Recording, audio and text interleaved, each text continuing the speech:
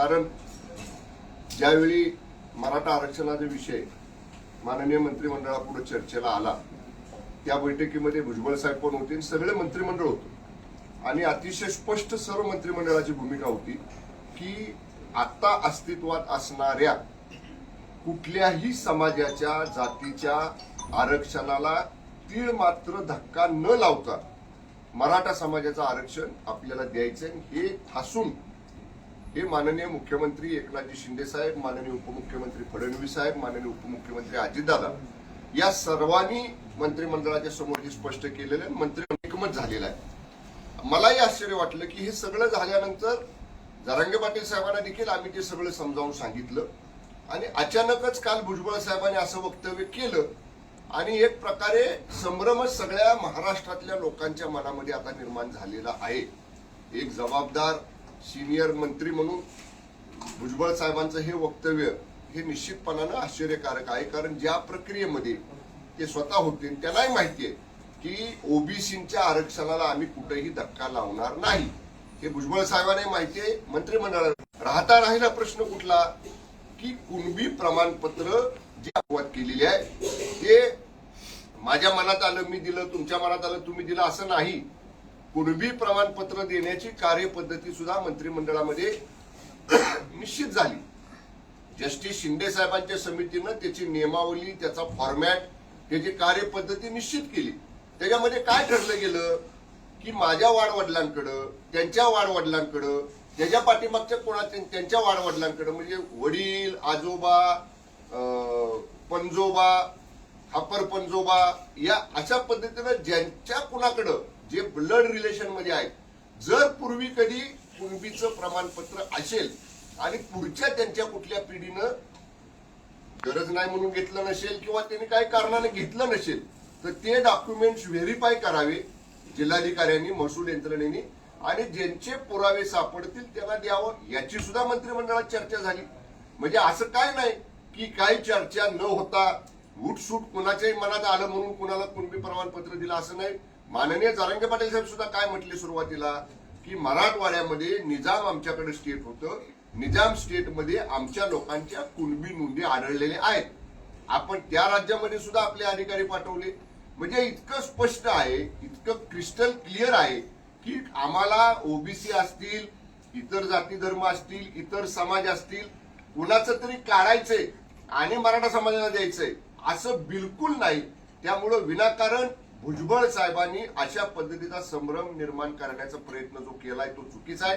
कदाचित उद्या मंत्रिमंडळाची बैठक होण्याची शक्यता आहे। आज छत्रपती शिवाजी महाराजांच्या पुतळ्याच्या अनावरण समारंभाला माननीय मुख्यमंत्री एकनाथजी शिंदे साहेब जम्मू काश्मीर बॉर्डरवर गेलेले आहेत।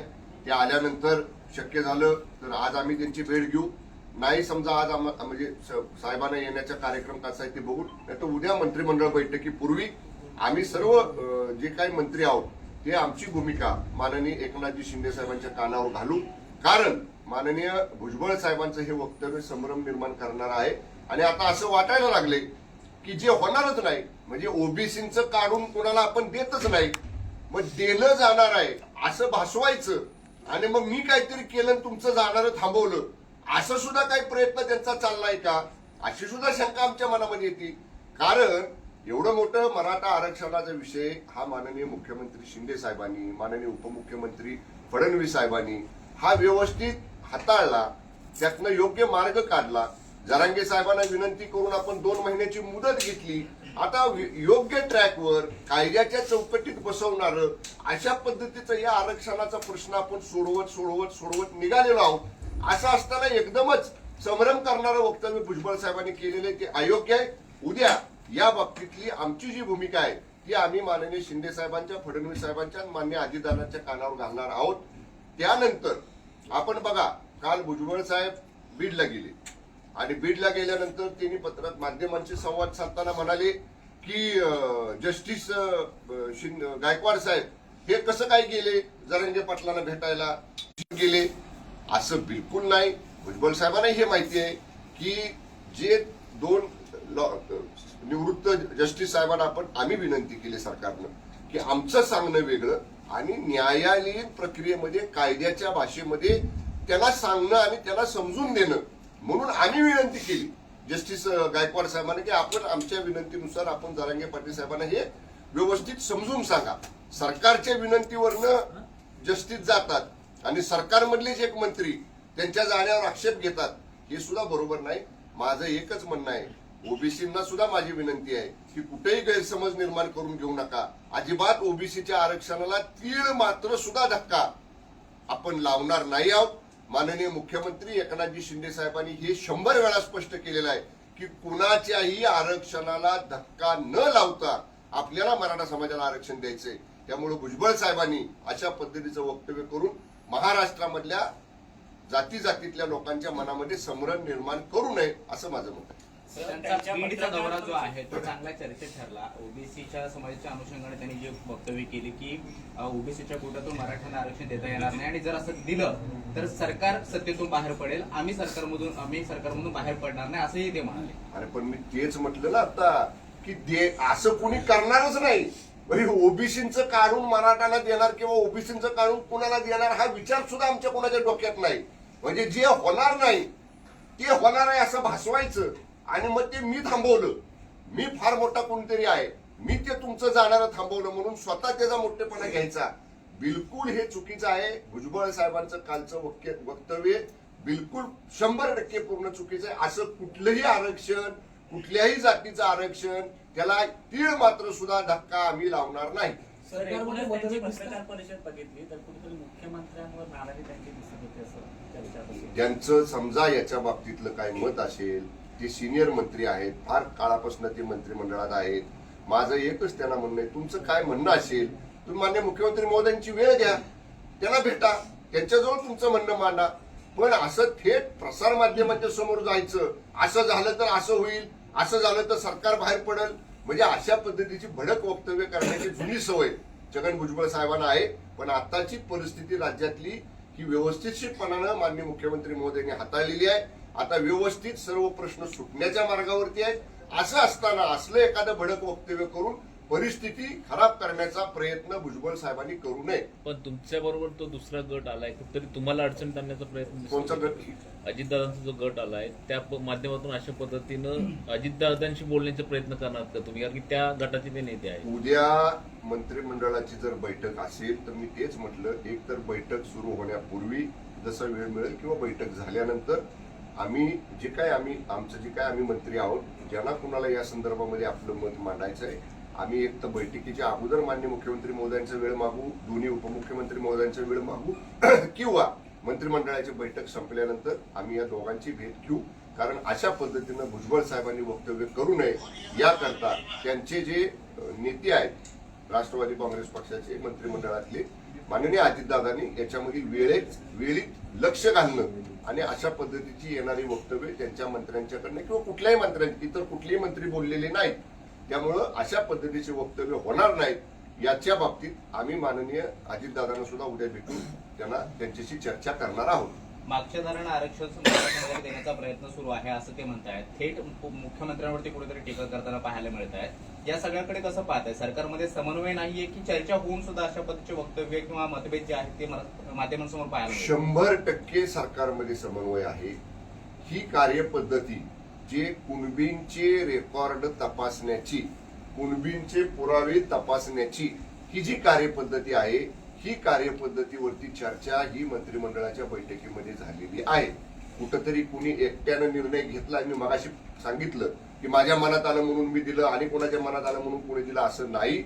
मी काय सांगितलं, माझे वडील, माझे आजोबा, माझे पणजोबा, माझे खापर पणजोबा, त्यांचे पणजोबा, अशी जी काय वंशावळी आपली आहे याच्यामध्ये थेट रक्ताच्या नात्यामध्ये एक जरी कुणाचा पुरावा सापडला, म्हणजे पूर्वी ते होते कुणबी अशी जर नोंद आढळली तर ते द्यावं, कागदपत्र तपासून द्यावं, एवढं स्वच्छ आहे हो. असं असताना बॅकडोर एंट्री देतायत, बिलकुल नाही ना, बॅकडोर एंट्री द्यायचा प्रश्नच नाही. ज्यांच्याकडे पुरावे आहेत, ज्यांचे पूर्वज हे कुणबी म्हणून त्यांची नोंद आहे, त्यांना नियमानं कायद्यानं दिलंच पाहिजे. तेच आम्ही करतो, वेगळं काही करत नाही आपण. आणि याच्या बाबतीत सर्व मंत्रिमंडळाचं एकमत आहे. म्हणून मी मग परत म्हणतोय, कालचं भुजबळ साहेबांचं वक्तव्य हे आश्चर्यकारक आहे. आम्हाला सुद्धा वाटलं की आपण ठरवण्यामध्ये जे सगळे एकत्र होतो, एकत्र जो निर्णय आपण घेतला त्याच्यापेक्षा वेगळं मत एक सहकारी आपले कसे मांडू शकतात, या बाबतीत आम्हाला सुद्धा ते आश्चर्य वाटलं. हिंदी में बता सर, हिंदी में एक मिनट काल बीडच्या दौऱ्यामध्ये ते असंही म्हणाले की ओबीसी समाजातील काही नेत्यांना टार्गेट केलं जात आहे आणि हल्ले केले जात आहेत. माळी असतील, टीव्ही असतील, अशा लोकांवरती हे हल्ले झालेले आहेत आणि तसं वक्तव्य सुद्धा त्यांनी केलं. आज सगळे ओबीसीचे नेते त्यांच्या मगल्यावरती बैठकीसाठी दाखल झालेले आहेत. कुठेतरी मराठा आंदोलनाचा विषय शांत होताना किंवा सरकारला एक वेळ मिळालेला असताना दुसरीकडे ओबीसी समाजामध्ये काही वातावरण निर्मिती करण्याचा प्रयत्न होतोय का? मी बघा परत सांगेन, मराठा समाजातले सुद्धा काही नेत्यांच्यावरती हल्ले झाले, त्यांच्या कुटुंबांवरती हल्ले झाले, जाळपेट झाली. अनेक ठिकाणी आमदारांना, मंत्र्यांना कार्यक्रम करण्यापासून, गावात येण्यापासून मज्जाव करण्यात आला. त्यांना सुद्धा या ठिकाणी अटकाव करण्यात आला. म्हणून कुणी आकांत तांडव केलं नाही. आम्ही समजून घेतलं, बाबा ठीक आहे, भावना प्रक्षुब्ध लोकांच्या, आपण थोडंसं सामंजस्याने घेतलं पाहिजे. ठीक आहे, झालं. समजा कुठल्या ओबीसीच्या नेत्यांच्या कुटुंबावरती असेल, कोणाच्या व्यवसायावरती असेल, काय हल्ला झाला, पोलीस निपक्षपातीपणे चौकशी करतील ना. आणि जरांगे पाटील साहेबांनी सुद्धा स्पष्ट सांगितलं काल की हल्ला करणारे मराठा बांधव नाही. जरांगे पाटील साहेब पहिल्या दिवशीपासून राज्यातल्या मराठा बांधव भगिनींना विनंती करतायत की अहिंसेच्या मार्गाने आंदोलन करा, शांततेच्या मार्गाने आंदोलन करा, हिंसाचार करू नका, कायदा कुणी हातात घेऊ नका. पण तरी सुद्धा भुजबळ साहेबांचं जर म्हणणं असेल की काही ओबीसीच्या नेत्यांना टार्गेट करून अशा पद्धतीचे हल्ले केले जात आहेत, ते राज्यातले जबाबदार मंत्री आहेत. माननीय गृहमंत्री महोदयांची त्यांनी भेट घ्यावी, त्यांच्याकडे जी काही माहिती असेल ती त्यांनी द्यावी, त्यांचा कोणावर संशय असेल तर तो त्यांनी द्यावा. मान्य गृहमंत्री महोदय निश्चितपणे जर कोणी असे दोषी आढळले तर त्यांच्यावर कारवाई करतील. जरांगे पाटलांनी आज असं म्हटलंय की जो भुजबळ साहेबांच्या संदर्भामध्ये जिथलं हॉटेल जे आहे त्यांच्याच लोकांनी जाळलं आणि कुठतरी ओबीसी समाजाच्याच माध्यमातून मराठ्यांचं आरक्षण डावलण्याचा प्रयत्न केला जातो. जरांगे पाटील साहेब काय बोलले मला माहित नाही, परंतु जर समजा अशा पद्धतीचं काही घडलं असेल तर तिथले स्थानिक पोलीस अधिकारी हे सक्षम आहेत, ते चौकशी करतील, तपासणी करता. बघा, एखादा इन्सिडेंट घडला, एखादा हल्ला घडला तर आजूबाजूचे सीसीटीव्ही फुटेज, प्रत्यक्षदर्शी पुरावे, त्या हल्ला बघणारे काही व्यक्ती, हे सगळ्या गोष्टी पोलीस तपासाचा एक भाग आहे. ते पोलीस शोधून काढतील ना कुणी केलाय. निश्चित पोलिसांना थोडा वेळ आपण दिला पाहिजे. पोलीस या सगळ्याच्या मुळाशी जातील आणि हे कुणी केलं हे नक्की शोधून पोलीस काढतील आणि दोषींवर कडक कारवाई करतील. जरांगे पाटील असं म्हणतायत की पोलिसांवर भुजबळ जे आहे ते दबाव निर्माण करतात आणि खोटे गुन्हे दाखल करायला सांगतात. मात्र जर असं झालं तर पुन्हा पुढाऱ्यांना गावबंदी करण्याचा इशारा जरांगे पाटलांनी दिलेला नाही. असं जर काही जरांगे पाटील साहेबांचं म्हणणं असेल तर जरूर मी स्थानिक पोलीस अधिकाऱ्यांना सांगेन की त्यांनी त्याची सगळी माहिती संकलित करावी. पण अशा पद्धतीनं कुणालाही पोलीस यंत्रणेवर दबाव आणता येणार नाही, कारण पोलीस यंत्रणा ही स्वतंत्र आहे. पोलीस कायद्यानं काम करतात आणि पोलिसांवर कुणी दबाव, म्हणजे कुणी असला, आम्ही जरी असलो कुणी तरी पोलीस हे त्यांच्या अधिकारामध्ये त्यांना दिलेल्या कायद्याच्या चौकटीमध्ये राहून काम करत असतात.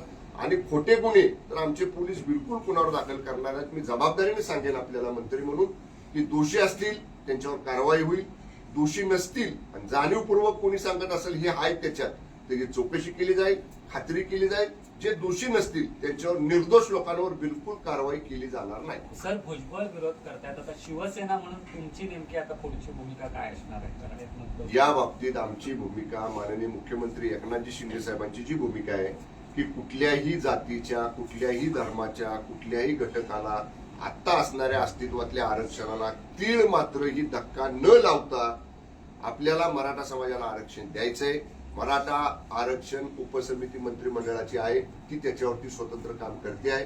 कालच मी आपल्याला सांगितलं, दिवाळीच्या सुट्ट्या संपल्यानंतर दिल्लीतल्या कायदे तज्ज्ञांना, दिल्लीतल्या लॉ फर्मला, आपल्या सरकारनं जे 3 जस्टिस लोकांचं मंडळ तयार केलेलं आहे त्यांच्या समवेत मी, चंद्रकांत दादा आणि उपसमितीचे सर्व मान्य मंत्री महोदय आम्ही दिल्लीला जातोय क्युरेटिव पिटिशन एक्सपर्डाईट करण्यासाठी. जस्टिस शिंदे समितीचं काम दुसऱ्या बाजूला महाराष्ट्रामध्ये वॉर फुटिंगवर चालू आहे. जिल्ह्यामध्ये, जिल्हाधिकारी कार्यालयांमध्ये, प्रांत कार्यालयांच्या मध्ये आपण स्वतंत्र कक्ष व्हेरिफिकेशनसाठी दाखले देण्यासाठी सुरू केलेले आहेत. दाखले देण्याची प्रक्रिया पण सुरू झालेली आहे. मान्य जरांगे पाटील साहेबांचं उपोषण संपल्यानंतर ज्या लोकांनी मागणी केली, ज्यांची कागदपत्र आढळली, त्यांना दाखले सुद्धा आपण द्यायचं काम सुरू केलेलं आहे. आम्ही निश्चितपणे जी भूमिका सरकार म्हणून, सरकारचे प्रमुख म्हणून माननीय एकनाथजी शिंदे साहेबांनी, फडणवीस साहेबांनी, अजितदादांनी जाहीर केलेली आहे त्याप्रमाणे मराठा समाजाला आरक्षण देण्यासाठी आम्ही बांधील आहोत. देसाई साहेब, आता ग्रामपंचायत निवडणुकीमध्ये महायुतीला प्रचंड असं चांगले यश मिळालं. पण आता ज्या पालिका निवडणुका काही म्हणजे विलंब होत आहे, तर संजय राऊत असं म्हणाले की जर हिंमत असेल तर त्या पालिका निवडणुका घेऊन दाखवा, मग समजेल की जनमत कोणाच्या बाजूने आहे. कालच्या निकालावर द्या ना मला स्पष्टीकरण. 4थ्या, 5व्या, 6व्या नंबरला गेला तुमचा पक्ष म्हणाव, जो काही शिल्लक आहे तो आता शेवटच्या क्रमांकावर गेला. आम्ही तेच म्हणत होतो की लोकांच्या मध्ये सत्ता असताना तुम्ही जावा, लोकांची कामं करा. तुम्ही लोकांच्या मध्ये गेला नाहीत. लोकांनी तुम्हाला आज 5व्या, 6व्या क्रमांकावर नेऊन ठेवलेलं आहे. आता ग्रामपंचायतीमध्ये जे चित्र दिसलं ना, तेच चित्र नगरपालिका लागू देत, महानगरपालिका लागू देत, नगरपंचायती लागू देत, कुठल्याही निवडणुका लागू देत, मी आपल्याला सांगतो आज जे चित्र दिसलं या ग्रामपंचायतीमध्ये तसंच चित्र पुढच्या सगळ्या निवडणुकीमध्ये दिसेल. महायुती माननीय शिंदे साहेबांच्या, फडणवीस साहेबांच्या आणि माननीय दादांच्या नेतृत्वाखाली महाराष्ट्रात पहिल्या क्रमांकावर राहील. देसाई सर, हिंदी में जानना चाहिए, जिस प्रकार से आपके ही सहयोगी महाराष्ट्र सरकार में है छगन भुजबल